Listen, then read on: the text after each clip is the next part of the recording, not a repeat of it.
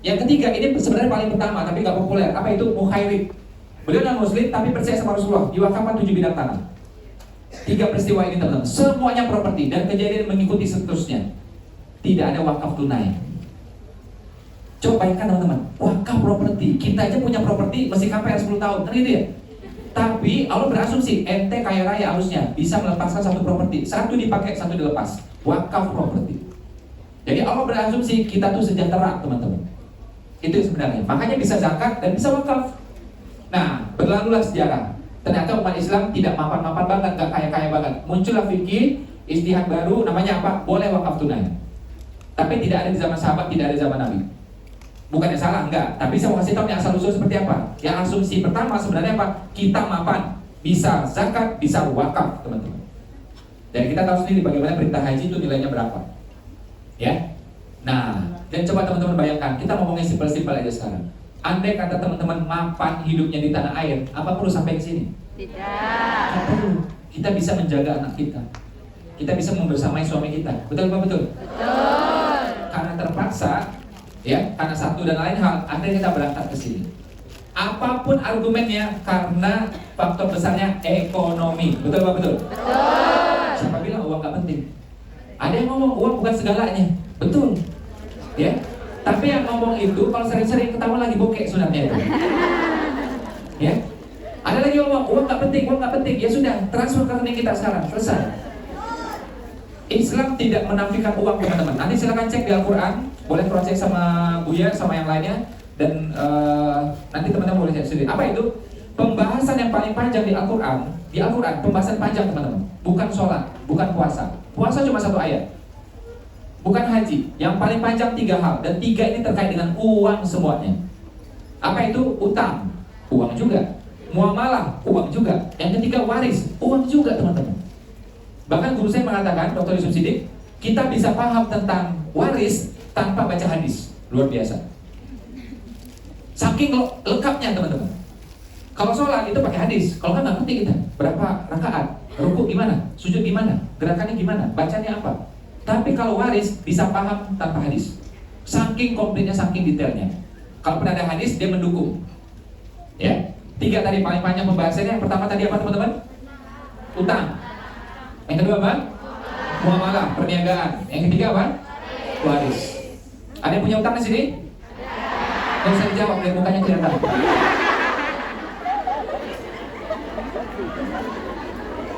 Ini ada amalan khusus agar bisa lunas utang. Ini karena penting, boleh dicatat, di handphonenya boleh dicatat, atau di kertas juga boleh, di bukunya juga boleh. Amalan khusus agar lunas utang. Lembar pertama amalan khusus.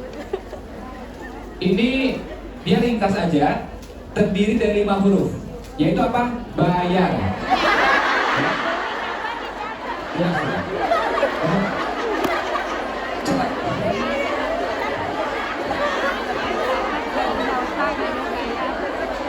Gimana mau jadi pedagang? Gampang ditipu ya. Ditipu aja gampang. Iya.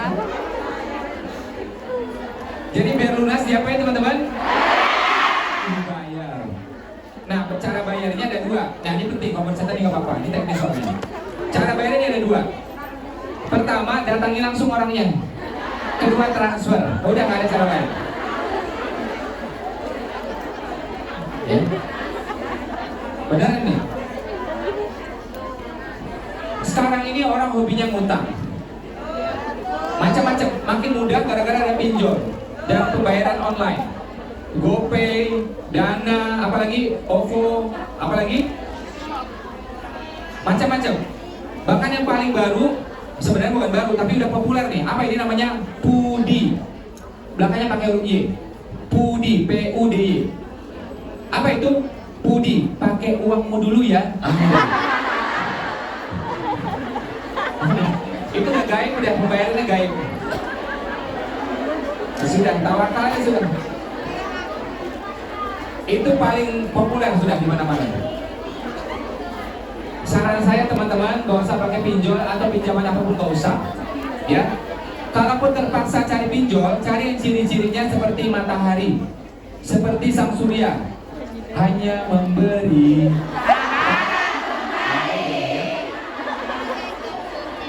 ada yang kayak gituan, boleh. Kalau enggak, udah nggak usah. Ya, beneran ini. Kalau kita berutang artinya teman-teman apa? Kalau kita berutang artinya memang hidup kita itu sudah melebihi kapasitas. Yang Allah kasih rezeki pasti cukup. Uang yang di tangan kita pasti cukup. Kalau nggak cukup juga nih berterusan, berarti memang kita yang salah kelola. Ya, dikasih rezeki rupiah sekitar 6 juta rupiah misalnya, tapi gaya hidup kita perintilannya bisa 8 juta. Ini akan jebol terus.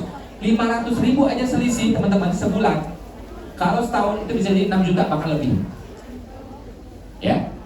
Jadi benar tuh, saya setuju dengan pendapat Buya ya, yang mengatakan apa? Hemat. Muslim tuh hemat.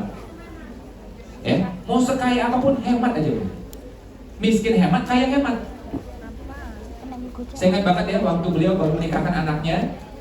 Ya, itu pesan pernikahan beliau waktu itu ya buat mereka berdua. Dan disampaikan pesannya kepada menantunya.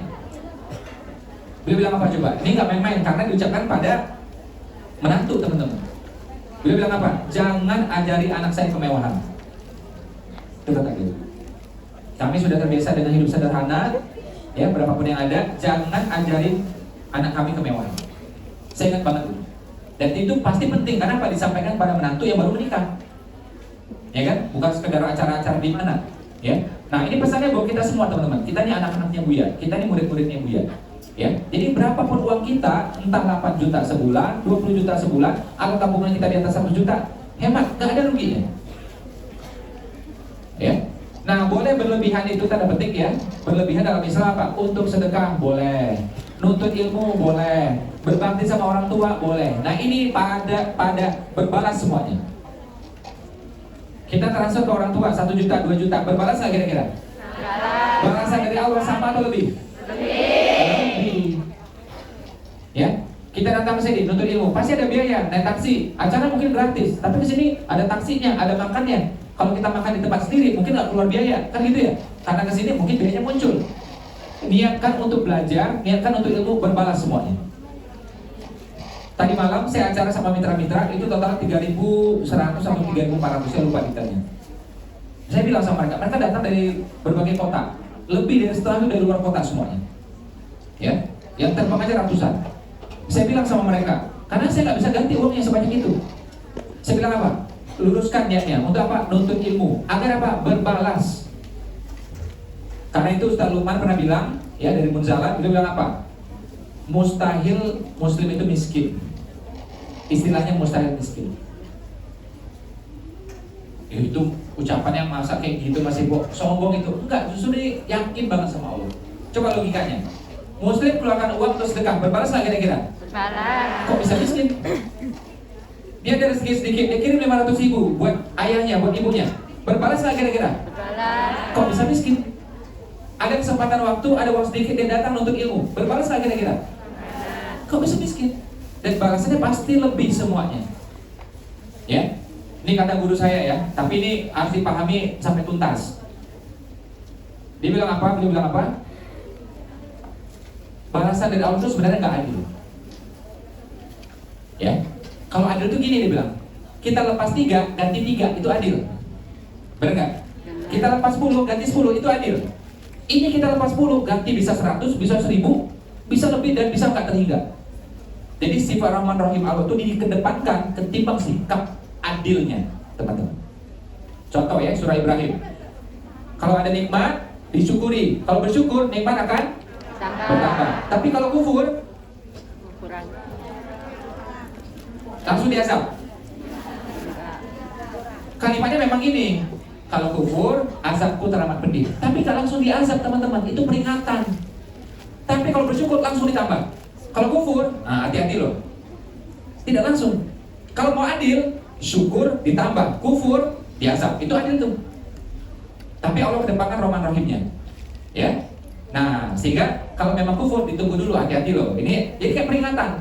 Kayak kita bilang sama anak kita, hati-hati loh kesana, nanti keserempet loh. Gak langsung diserempet, enggak. Kasih peringatan dulu. Masya Allah. Ya. Nah, balik ke materi tadi teman-teman. Jadi dengan isyarat-isyarat tadi, dengan perniagaan, wakaf, zakat, itu adalah isyarat bahwa Muslim mestinya mapan finansial. Muslim hendaknya pegang harta. Dan hadis sahih mengatakan ada apa? sebaik-baiknya harta dipegang oleh orang yang soleh. Kalau orang soleh bikin musola, bikin rumah tahfiz, bikin pengajian, kan gitu ya.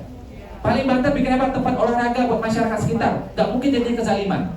Tapi kalau di tangan orang yang kufur, bisa impor senjata, bisa impor barang-barang gelap, ilegal, ya kan? Bisa bikin prostitusi, mohon maaf, bisa bikin judi dan seterusnya.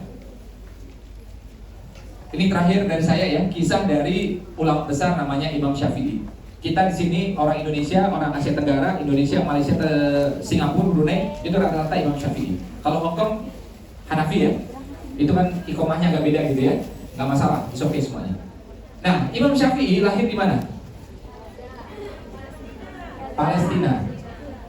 Beliau guru-gurunya di Palestina itu terkenal sangat-sangat sederhana. Jadi guru dan murid itu belajarnya di lantai, gini semuanya. Guru dan murid sama, duduk seperti itu. Jadi nggak ada pakai kursi yang tinggi, nggak ada. Kemudian beliau dengar ada ulama hebat, ada guru yang hebat, namanya siapa? Imam Malik. Beliau tinggal di mana? Imam Malik. Madinah.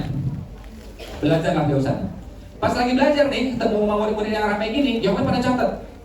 Syafi'i muda, belum jadi Imam Syafi'i, Syafi'i muda, dengerin materi itu nggak catat. Dipanggil, kok nggak catat? Aku ingat semua ucapanmu. Ya, dites, ternyata benar ingat.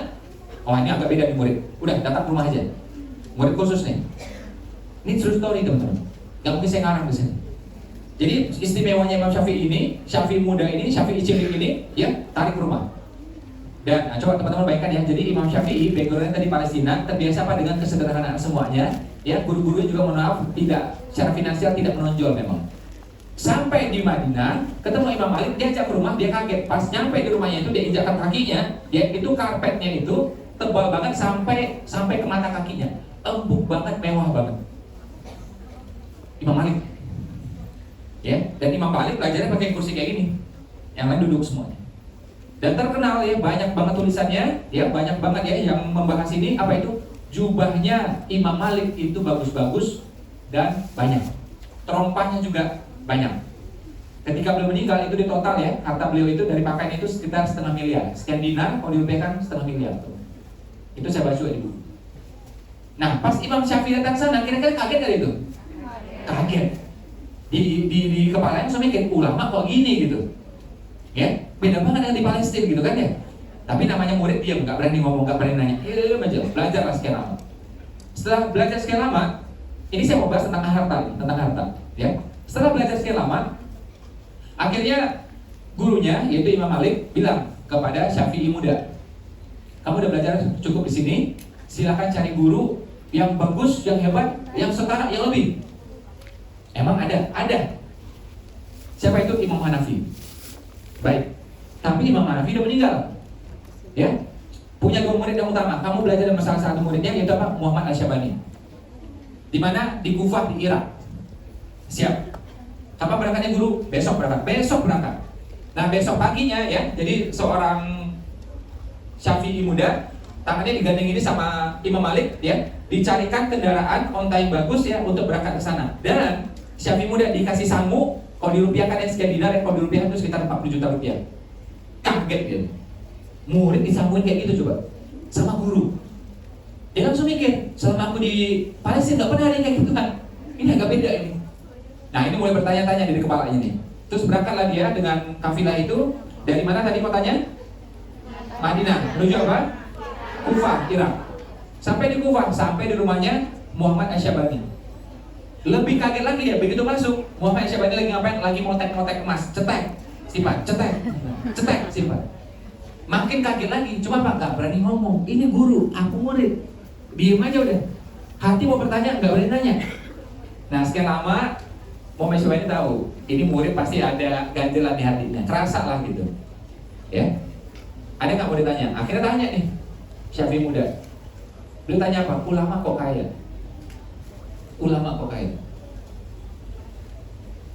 Dibilang sama gurunya, kalau gitu ya sudah, nih harta buat kamu aja semua nih kamu kelola. Oh jangan, engkau lebih berilmu daripada aku, engkau lebih alim daripada aku, engkau lebih ngerti mengelola harta. Atau aku kasih sama orang fasik? Oh jangan, kalau di tangan orang fasik nanti jadi kekufuran. Nah, beliau kutip tuh hadisnya Nabi tadi. Apa itu? Sebaik-baiknya harta berada di tangan orang yang soleh. Akan digunakan untuk apa? Digunakan untuk amal soleh yang macam-macam. Rumah tahfiz, musola, masjid, majelis ilmu, ya kan? Kita sewa tempat, kita sewa flat untuk bikin apa? Al-Baja pesantrennya dan seterusnya dan seterusnya. Ada nggak teman-teman kita yang lain orang Indonesia yang punya duit ngumpul-ngumpul juga di sini, tapi mohon maaf bukan untuk kebaikan? Ada nggak kira-kira di Hongkong ini? Ada dan banyak. Ya. Nah, tapi insya Allah karena ada niat untuk lebih soleh, lebih baik, makanya kita hadir di sini, kan itu. Makanya sebaik-baiknya harta berada di tangan orang yang soleh, di tangan orang beriman. Nah, sejak itu, masya Allah, ini saya belum selesai tentang harta nih. Sejak itu cara pikir Imam Syafi'i terhadap harta berubah banget. Sampai beliau mengeluarkan statement ekstrim yang terkenal sampai hari ini. Islam itu mulia, Islam itu tinggi, tidak ada yang menandingi kemuliaannya. Orang Islam juga apa? Mulia, tinggi, tidak ada yang menandingi kemuliaannya. Jadi andai kata orang lain pakai kuda bagus, orang Islam juga harus pakai kuda yang bagus. Kalau bahasa sekarang, kalau yang lain pakai Alphard, orang Islam juga harus pakai Alphard atau lebih bagus. Kata Gus Baha, yang lain pakai Alphard, ente pakai carry, second, tua, haram, kata Gus Baha. Ya. Jangan protes sama saya, tanya sama beliau. Ya. Ente mampu pakai mobil bagus, lah ini orang pakai Alphard, sengaja ente pakai mobil yang kere gitu, jelek gitu, haram, kata Gus Baha. Ya. Karena apa? Islam itu mulia, orang Islam juga mulia, teman-teman. Ya.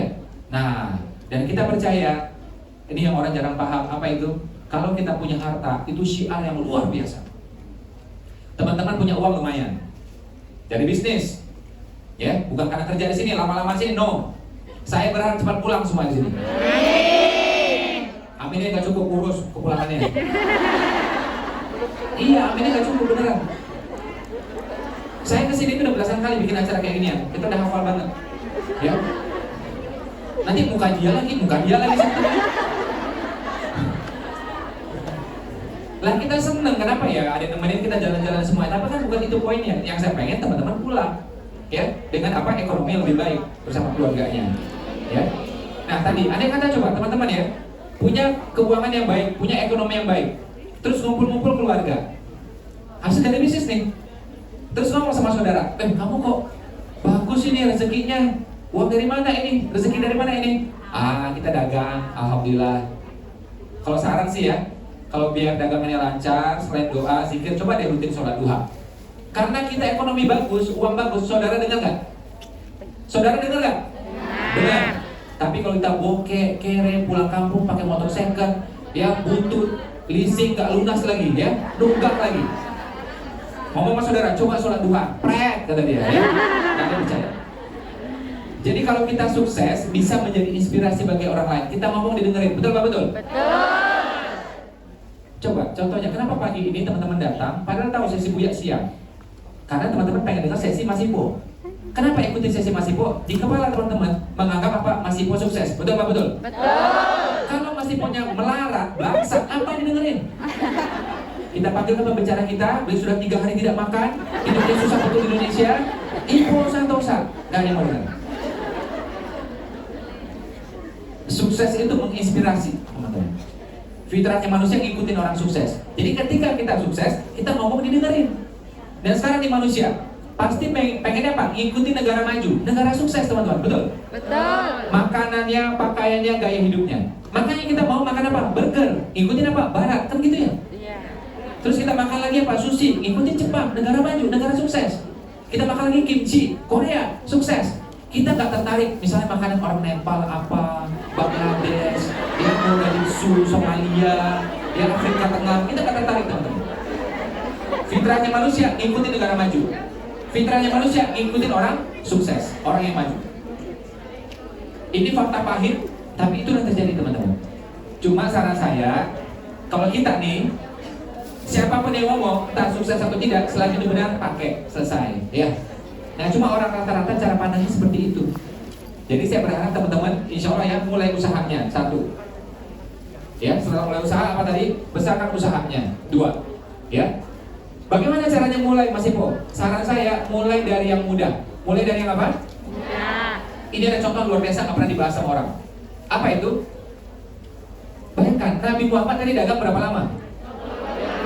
25 tahun.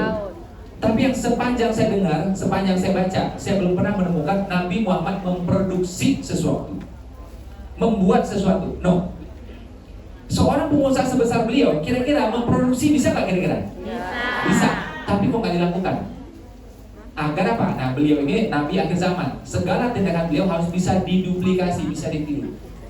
Kalau Nabi bisa melakukan produksi, belum tentu kita bisa melakukan produksi, teman-teman. Jadi apa yang dilakukan oleh seorang Nabi, ya, Nabi Muhammad, Nabi kita, satu teknik bisnis yang kita bisa semua lakukan. Apa itu? Beliau ambil barang dari sini, pindahkan ke kota ini. Ambil dari sini, pindahkan ke kota ini. Tidak bikin. Dengan cara ini semua orang bisa lakukan? Bisa. Jadi Nabi Muhammad itu seluruh tekniknya bisa ditiru, teman-teman. Beda dengan Nabi yang lain. Contoh ya, Nabi yang lain agar orang yakin diturunkan makanan dari langit. Ini nggak bisa ditiru, teman-teman. Ya, ada kiai yang turunkan makanan dari langit, nggak bisa. GoFood aja kadang-kadang nggak nyampe. Ya, ini makanan dari langit coba? Enggak. Oke? Nabi Musa membelah lautan, ini nggak bisa ditiru, teman-teman. Nah, Nabi Muhammad menunjukkan cara yang bisa ditiru. Ya, jadi dakwahnya pakai apa? Kata-kata yang baik, dengan akhlak yang baik, semua orang bisa niru. Ustadz bisa niru, orang awam bisa niru. Ya, Nabi Sulaiman kaya, gimana kayanya? Jadi raja, ini nggak bisa ditiru. Kalau teman-teman berjuang jadi raja, jadi ratu, ya, itu namanya makar. Kenapa? Negara kita republik soalnya. Ya, ditangkap ente. Ya. Nah, jadi cara kayanya nggak bisa ditiru. Nabi Muhammad cara kayanya gimana? Bisnis, bisa tiru kita? Bisa. Cara dakwahnya, cara menang perangnya, cara kayanya bisa ditiru. Itu bedanya Nabi kita. Ya. Nah, mulai dari yang mudah, pindahkan dari titik A ke titik B, boleh. Kalau produksi mana? Silakan. Tapi maksud saya biar mudah, mulai dari memindahkan barang. Dari Indonesia jual ke sini, dari sini jual ke sana. Atau misalnya ambil dari mana? Ambil dari Guangzhou jual ke sini. Atau mungkin dari Hong Kong juga, titik A pindahkan ke titik B, titik B pindahkan ke titik C. Simple. Ya, ini kata guru saya Ustaz Nabi Maki. Jadi ceritanya Nabi itu ya bawa barang kayak kira-kira, nih analoginya gini. Barang dari Jakarta dibawa ke Cimahi, dijual di Cimahi. Sampai di Cimahi ini, ya, terus ke Bandung. Barang dari Jakarta, dari Cimahi dijual di Bandung. Ya, jalan dari Bandung ini terus ke Tasik. Barang dari Jakarta, Cimahi, Bandung dijual ke Tasik. Terus balik lagi. Barang dari Tasik dijual di Bandung. Terus ke Cimahi. Barang dari Tasik, dari Bandung dijual di Cimahi. Sampai di Jakarta, barang dari Tasik, Bandung, Cimahi dijual di Jakarta. Tapi mainnya antar negara beliau. Yaman, Bahrain, Syam gitu ya. Nah, tapi ini adalah cara yang mudah ditiru, teman-teman. Nggak perlu pintar-pintar banget. Kalau pintar, alhamdulillah. Kalau nggak pun nggak masalah, tetap bisa mulai bisnisnya. Saya karena ngomong panjang lebar, orang anggap saya pintar. Padahal enggak. IPK saya itu 2, sekian. Waktu sekolah, itu berkali-kali dapat merah. Tinggal kelas saja saya enggak, alhamdulillah. Tapi dapat 4, itu pernah. Dapat 5, itu pernah. Ranking 30, pernah. Ranking 20, sering. Beneran. Ketika kuliah, itu mata kuliah saya yang merah, itu mungkin ada 4 atau 6, saya lupa. Banyak bener. Maksudnya merah itu ya dapatnya D gitu loh, ngulang. Ya, ngulang. Nah, cuma waktu itu saya kuliah di Malaysia tuh enaknya gini. Dapat D kan? Saya bilang, ini saya accounting dapat D. Saya wajib ngulang nggak? Oh, nggak wajib. Kamu penjurusan apa? Penjurusan marketing. Oh, berarti kamu harus ahli di bidang marketing. Accounting kamu nggak jago nggak apa-apa. D nggak harus ngulang. Gitu ya? Udah, saya nggak ngulang. Nah, kalau Indonesia rata-rata kan harus ngulang. Ya silakan juga ya. Cuma menurut saya ini juga tips untuk sukses, teman-teman. Kalau rasa-rasa kita nggak jago di sana, jangan diulang. Coba kita accounting dapat D, kita ngulang. Dosen yang muak lihat kita pun bosan nggak? Ya kan? Kita belajar mata kuliah kita nggak suka, ya kan? Jadi saling menyakiti satu sama lain. Ya kan? Uang habis, waktu habis, dan kita nggak bakal jago. Mending cari bidang lain yang kita jago. Itulah kehidupan, teman-teman. Mana yang berhasil diulang. Coba kita bikin bengkel, berhasil, diulang, buka cabang kedua. Berhasil, buka cabang ketiga, kan gitu ya? Jangan malah kita coba yang gagal, no. Ya. Nah, jadi saran saya teman-teman, ambil barang, pindahkan satu hal, mulai dari yang bisa. Mulai dari yang bisa, dan jangan pernah pakai utang untuk mulai usaha. Sekecil apapun. Ya. Pinjam om, pinjam tante, pinjam saudara, udah nggak usah. Ribet sudah saya bilang. Ya. Orang ini kita omongin, nanti akan untung, bla bla bla bla. Dia mau percaya, teman-teman. Tapi begitu nanti nggak untung, persaudaraan jadinya rusak, persaudaraan akhirnya nggak baik. Jadi saran saya, ada 10 juta, mulai 10 juta. Ada 3 juta, mulai 3 juta. Simpel banget, damai hidup ini. Pas gagal, hilang 3 juta yang hanya kita merasakan. Selesai. Hubungan sama orang tetap baik. Ya. Nah, jadi Buya juga mengajarkan jangan berhutang untuk mulai usaha. Yang bikin kita pengen berhutang itu adalah apa? Kita pengen langsung 70 juta, uang 30 juta, 40 juta. Nah, kita akal-akalin. Ngapain? Ya. Gini Mas Ipo, saya mau bikin nih makanan, ya kan? Terus ada alatnya, ada mesinnya, terus ngapain? Mulai dari yang bisa. Contoh, impian besar, tapi mulai langkahnya kecil. Impian apa tadi? Besar. Dimulai dari apa tadi? Yang kecil. Masih ingat? Yang saya bilang tadi di awal? Oke, ini. Satu. Kalau satu tepuknya berapa kali pahanya? Satu. 4.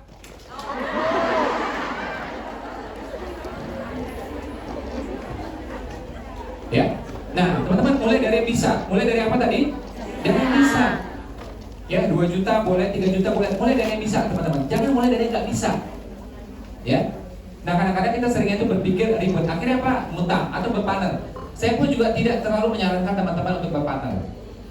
Andai kata mau berpartner juga, oh ini teman Pak, ini saling melengkapi. Oke.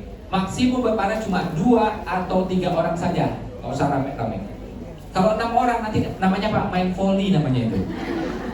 Ya, banyak kepala makin bagus, no nggak bagus jadinya. Ya, nah jadi sebisa-bisa sendiri. Kalaupun mau berpartner dengan 1 orang lagi, total berdua atau apa? Total bertiga. Jangan banyak-banyak. Siap ya teman-teman ya? Siap? Oke, udah mulai nih bisnis. Di mana kata kuncinya? Nih ya, kita sekitar 2 menit lagi selesai. Apa kata kunci untuk bisnis?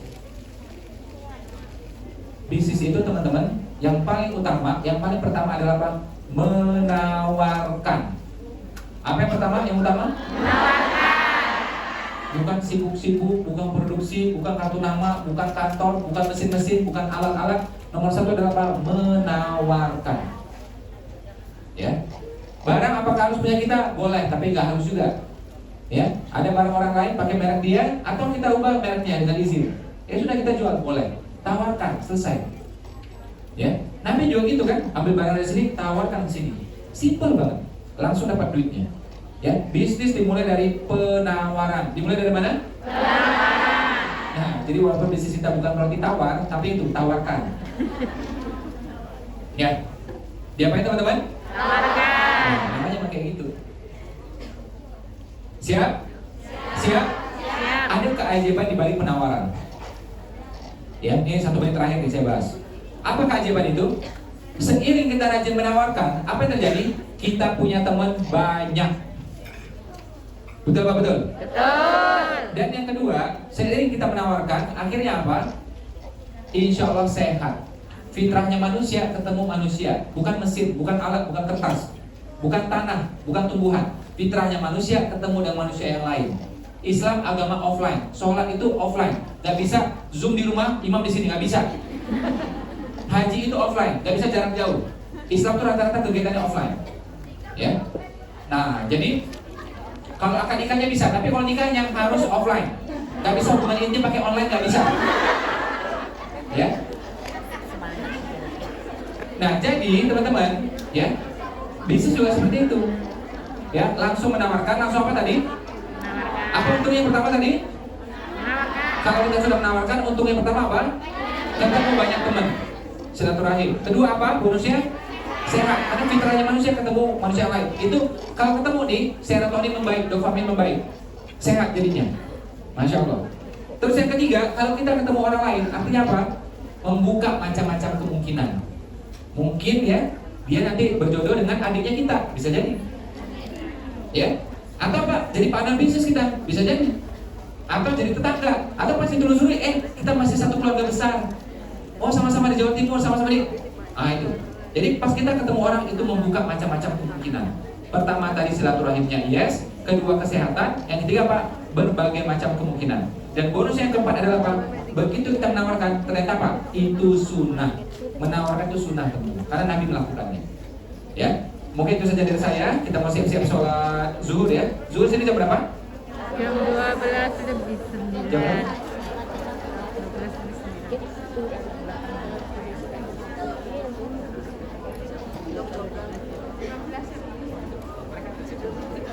di masjid 15-16. Oke, Jim. Oke, ya. Nah, tadi Ustadz kasih kabar baik buat kita semua. Kalau mau tanya jawab silakan. Nanti teman-teman bertanya, Ustadz yang menjawab, ya. Ya. Jadi kalau ada yang mau bertanya silakan, ya. Baik, terima kasih kepada Pak Sipo Santosa atas materinya, atas ilmunya tadi yang luar biasa. Sampai saya lihat ada beberapa yang dicatat tadi pas bagian doa bayar utang itu. Masya Allah, udah mulai siap-siap komat kamit tadi ya. Alhamdulillah, semoga dijabah dibayar utangnya, amin. Baik, kita masih ada waktu ya, Bapak Ibu semuanya. Sampai dengan 12.20 ya. Kemudian nanti kita persiapan sholat zuhur duluan ya. Kalau masjid kan nanti jam 13 adanya. Kita jamaah zuhur lebih dulu. Bagi yang sudah punya wudhu tetap bertahan, yang tertib ya. Yang belum punya wudhu nanti ada waktu kita bisa ambil wudhu dulu. Kita masih ada sampai 12.20. Maka sekarang tadi materi sudah, alhamdulillah.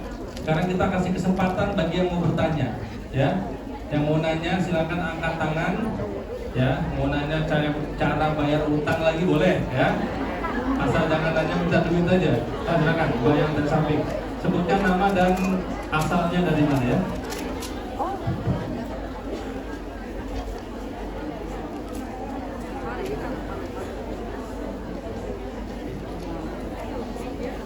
Assalamualaikum warahmatullahi wabarakatuh. Ya, waalaikumsalam.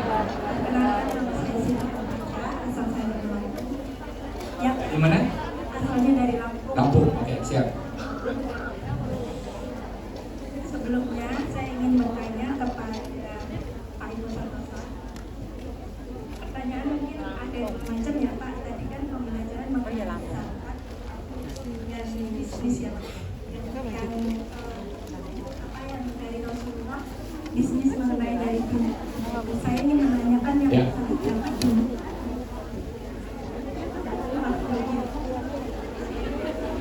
Ya udah, satu dulu dah. Silakan. Ya. Mengenai zakat yang ingin saya tanyakan, kita kan di sini pekerja dan mungkin kemungkinan dari semua banyak teman ini ada yang sudah memiliki lahan, sawah, gitu. Nah itu kan kita beli dari hasil gaji. Ya. Ingin saya tanyakan itu nanti zakatnya hitungannya seperti apa Pak? Oke, yang soal bisnis tanyanya apa? Yuk kita dengerin, ini bagus pertanyaannya. Yang bisnis? Mengenai bisnis yang Ya. ingin saya tanyakan, mungkin di sini sekarang udah banyak banget mengenai reseller ya Pak. Ya. Bisnis itu mungkin lebih denarnya ke reseller. Yang ingin saya tanyakan itu bagaimana sistemnya kalau kita gabung menjadi reseller cuma ditarget. Ya. Jadi kayak kita tuh menjadi reseller ditarget harus 200 pieces selesai dalam bulan ini. Ya. Sementara kan terkadang penjual itu tidak selalu mendapatkan pembeli ya Pak. Ya. Nah untuk pembisnis seperti ini apakah pantas untuk kita ambil atau lebih baik dijauhi? Oke. Nah Oke. itu aja Pak pertanyaan dari saya. Terima kasih Pak Iko. Ya.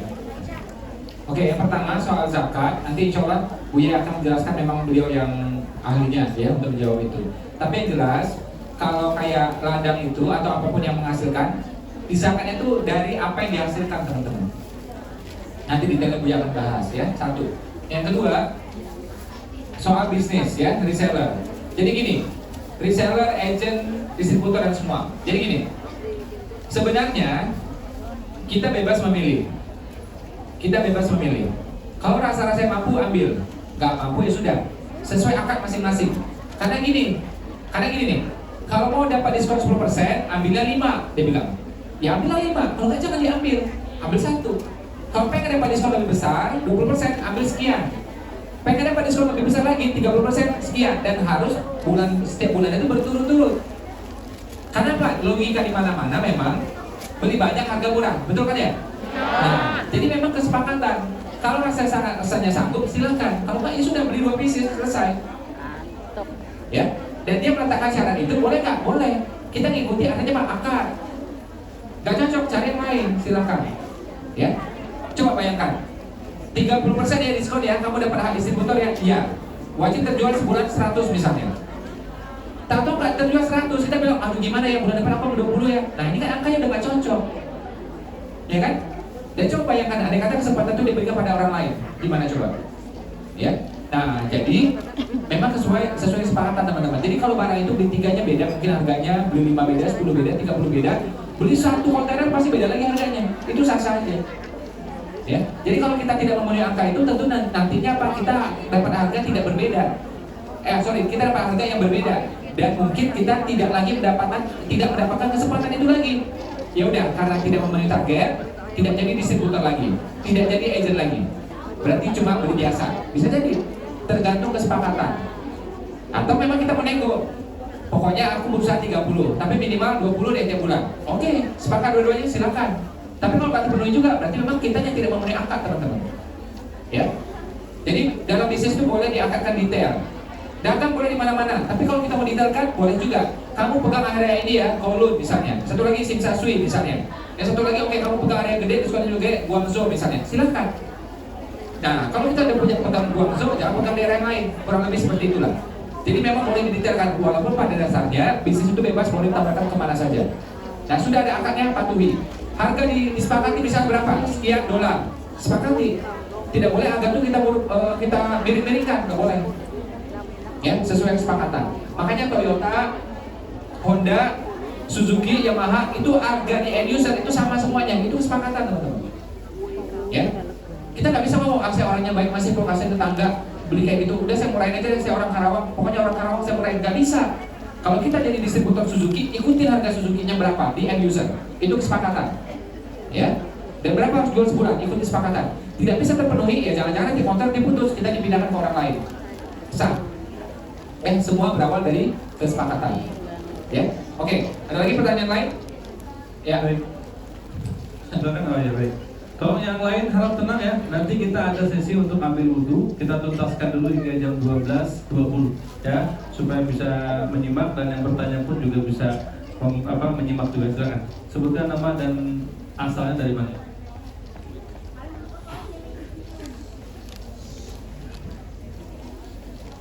Assalamualaikum warahmatullahi wabarakatuh. Waalaikumsalam warahmatullahi wabarakatuh. Nama saya Farida Tulia, berasal dari Malang. Mau bertanya tentang itu zakat emas.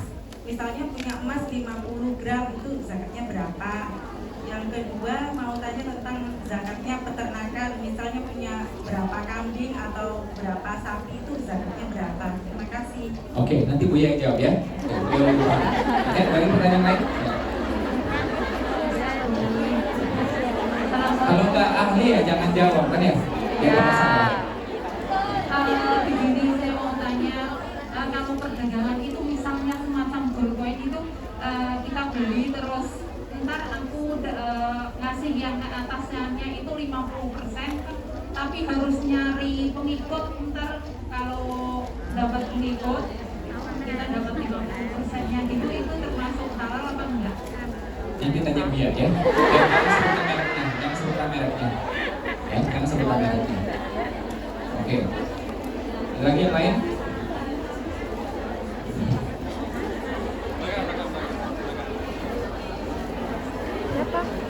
Enak jadi murid tuh gitu, nggak mampu udah nanti ada guru yang jawabnya.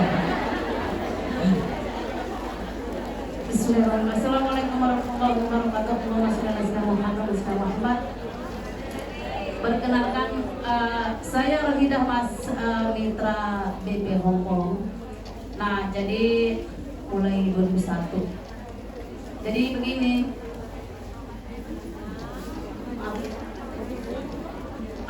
sekarang kan lagi peraturan Hongkong ketat sangat gitu kan ya. Jadi di sini saya minta solusi untuk bagaimana kita meluaskan manfaat secara baik-baik, tapi tetap kita berusaha meluaskannya gitu. Karena Peraturannya apa contohnya? Boleh berbisnis. yang kita tahu semua bahwa di sini kan kita tidak boleh berjualan gitu kan. Nah sementara kita Yang tidak boleh kan siapa, majikan atau peraturan? peraturan, kalau majikan alhamdulillah diizinkan gitu kan. Nah jadi niat saya di sini ingin tetap meluaskan manfaatnya gitu kan. karena banyaknya sekali saya lihat mbak-mbak yang apa itu yang kurang sehat, yang sakit apa, banyak keluhan. Nah, di situ saya tetap ingin berusaha semapan itu mbak, saya mau solusinya bagaimana seperti itu. Jadi kalau anda kata orang mau berjualan, gimana caranya di sini? Tidak boleh. Online juga gitu. Online boleh.